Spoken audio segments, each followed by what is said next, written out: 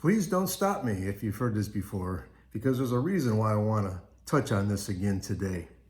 You know, sometimes we're doing really well, and then we look at the news or social media or even check our iPhone and email messages, and causes a panic in our heart, in our life. We suddenly get a jolt and something causes us to panic. The same thing happened to Peter. And I want to talk to you about that today in your morning cup of inspiration.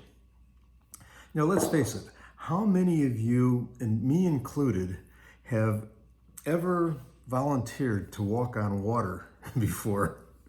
That's one thing that Peter did. And you got to look at the disciples. All the disciples that saw Jesus perform all the miracles he performed, even right before this event of Peter walking on water, they saw him feed 5,000 people. But yet, Peter was the only one that asked to go walk on water. He believed that he could when he asked Jesus. It says over in Matthew 14, 25 through 31, it tells that story, and this is the NIV, the New International Version. It says, shortly before dawn, Jesus went out to them walking on the lake. When the disciples saw him walking on the lake, they were terrified. It's a ghost, they said, and cried out in fear. Something happened that changed where they were at, and they had panicked. There was fear. Same thing happens to us in life. Something will just snap, and we panic. Fear comes in. It's automatic. Fear comes in. But Jesus immediately said to them, "Take courage. It is I. Don't be afraid."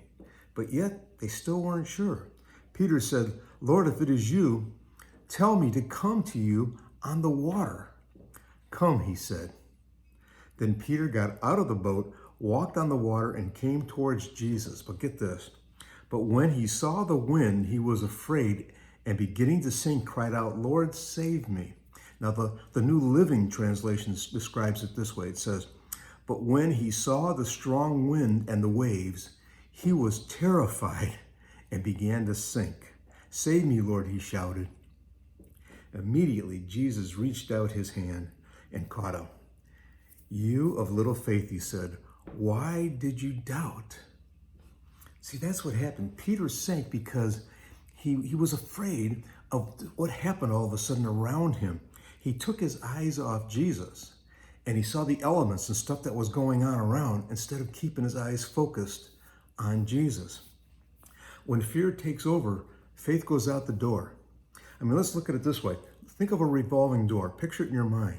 You see fear going in and faith coming out, or faith going in and fear coming out.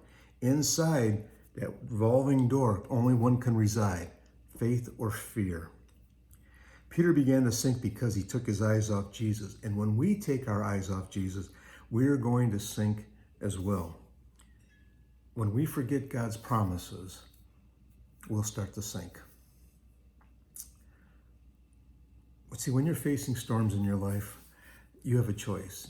You can either be afraid or you can have courage and have faith that Jesus is going to see you through them. Keep your eyes on Jesus. He will see you through.